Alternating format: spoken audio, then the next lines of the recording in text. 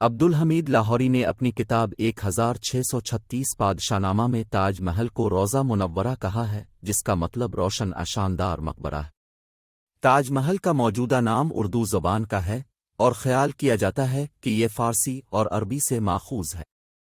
تاج محل کو 1631 میں شاہ جہاں نے اپنی اہلیہ ممتاز محل کی یاد میں تعمیر کرنے کے لیے بنایا تھا، جو اسی سال 17 جون کو اپنے 14 بچے گوہرا بیگم کو جنم دیتے ہوئے انتقال کر گئی تھی۔ تعمیر 1632 میں شروع ہوئی اور مقبرہ 1648 میں مکمل ہوا، جبکہ ارد گرد کی عمارتیں اور باغ 5 سال بعد مکمل ہو گئے۔ شاہ جہاں کی موت کے بعد شاہ جہاں کے غم کی دستاویز کرنے والی شاہی عدالت تاج محل کے لیے تحریک کے طور پر منعقد ہونے والی محبت کی کہانی کو بیان کرتی۔ معاصر مورخین محمد امین قزوین، عبدالحمید لاہوری اور محمد صالح کمبو کے مطابق اس نے دوسروں کے ساتھ وہ پیار نہیں دکھایا جتنا اس نے اپنے زندہ رہنے کے دوران دکھایا تھا۔ اس نے اپنے غم کی وجہ سے 1 ہفتے تک شاہی معاملات سے گریز کیا، اس کے ساتھ ساتھ 2 سال تک موسیقی سننا اور شاہانہ لباس پہننا چھوڑ دیا۔ شاہ جہاں آگرہ کے جنوب کی طرف زمین کی خوبصورتی سے مسحور تھا، جس پر راجہ جیے سنگھ اول کی حویلی کھڑی تھی۔ اس جگہ کا انتخاب شاہ جہاں نے ممتاز کے مقبرے کی تعمیر کے لیے کیا تھا اور جیے سنگھ نے اسے شہنشاہ کو عطیہ کرنے پر رضامندی ظاہر کی تھی۔ تاج محل ہند اسلامی اور اس سے پہلے کے مغل فن تعمیر کی ڈیزائن روایات کو شامل کرتا ہے اور اس میں توسیع کرتا ہے۔ مخصوص ترغیب تیموری اور مغل امارات سے حاصل ہوئی، جس میں گورن امیر مغل خاندان کے آباء و اجداد سمرقند میں تیمور کا مقبرہ شامل ہے۔ سائٹ اعتمد الدولہ کا مقبرہ، جسے بعض اوقات بے بی تاج بھی کہا جاتا ہے، اور دہلی میں شاہ جہاں کی اپنی جامع مسجد۔ جبکہ پہلے مغل عمارتیں بنیادی طور پر سرخ ریت کے پتھر سے تعمیر کی جاتی تھیں، شاہ جہاں نے نیم قیمتی پتھروں سے جڑے سفید سنگ مرمر کے استعمال کو فروغ دیا۔ ان کی سرپرستی میں بننے والی عمارتیں اصلاح کرنے والوں کی نئی سطحوں تک پہنچ گئیں۔ یہ مقبرہ تاج محل کے پورے احاطے کا مرکزی مرکز ہے۔ یہ ایک بڑا سفید سنگ مرمر کا ڈھانچہ ہے جو ایک مربع چبوترے پر کھڑا ہے اور ایک ہموار عمارت پر مشتمل ہے، جس میں ایک ایوان، ایک محراب کی شکل کا دروازہ ہے جس کے اوپر ایک بڑا گنبد اور آخری حصہ ہے۔ زیادہ تر مغل مقبروں کی طرح بنیادی عناصر اصل میں ہندسلام ہے۔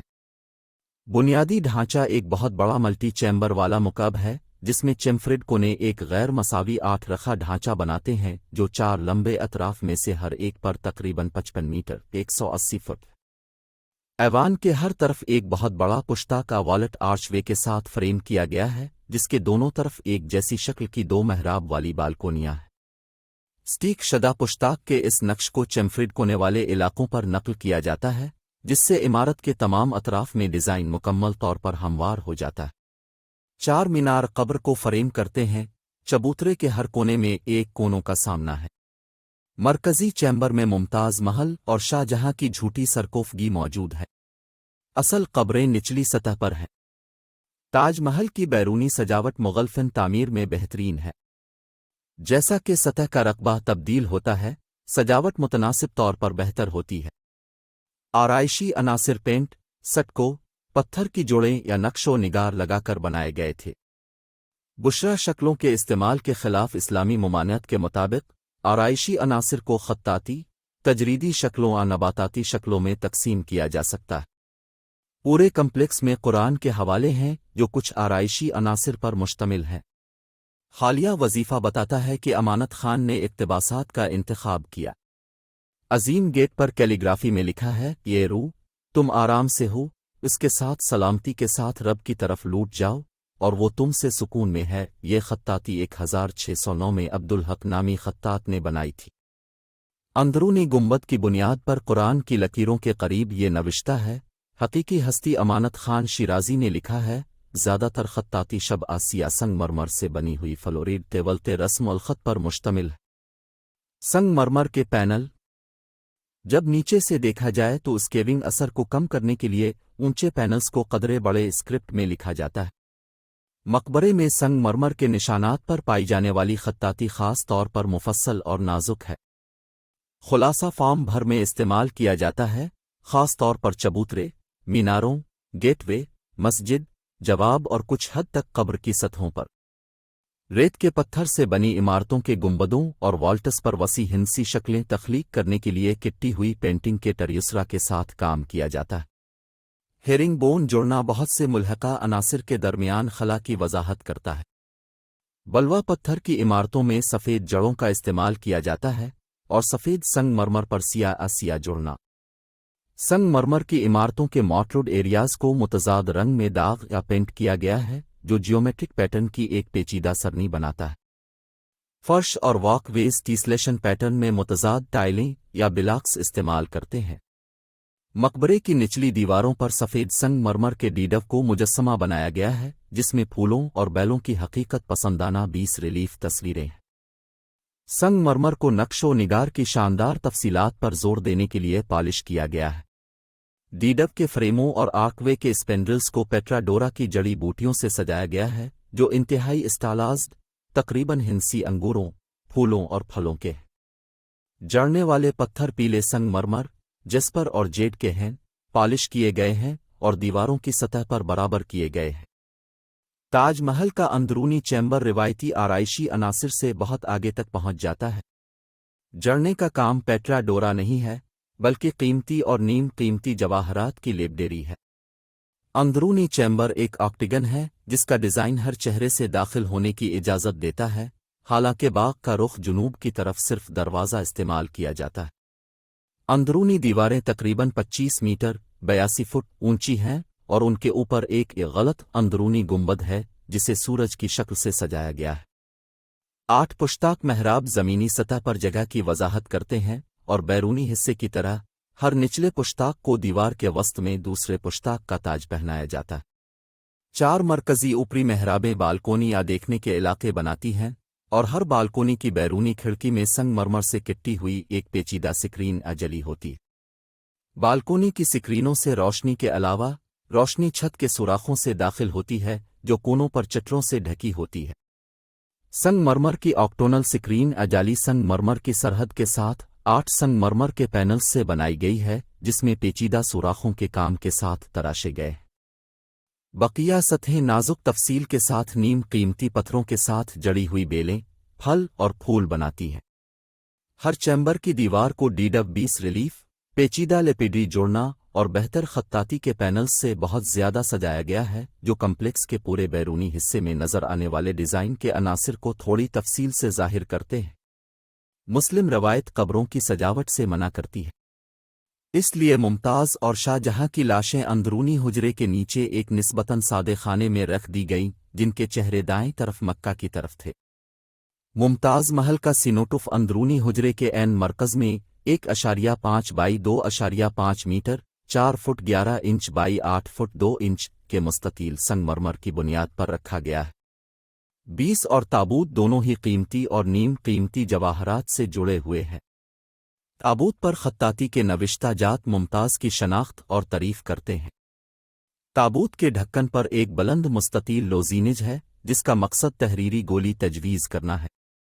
शाहजहां का मकबरा मुमताज़ के मगरबी जानिब के साथ है और पूरे कम्प्लेक्स में वाहिद नज़र आने वाला गैर मुतनासिब उनसर है।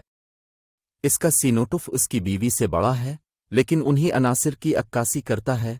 कदरे ऊंचे अड्डे पर एक बड़ा ताबूत जिसको ऐन मुताबिक लेपिड्री और कैलीग्राफी से सजाया गया है जो उसकी शनाख्त करता है। ताबूत के ढक्कन पर एक छोटे से कलम के डब्बे का रिवायती मुजस्समा है। ये कम्प्लेक्स एक बड़े 300 मीटर 980 फुट मुरब्बा चारबाग या मुगल बाग के अर्द गिर्द कायम है।